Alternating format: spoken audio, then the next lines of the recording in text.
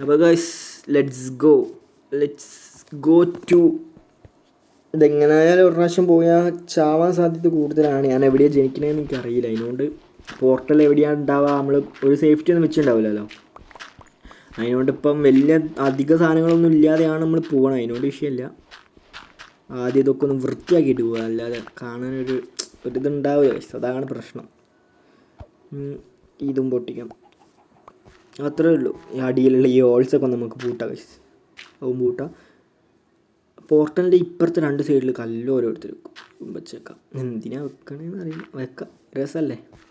അപ്പം guys let's go to nether. അയ്യോ first തന്നെ ശകുനം.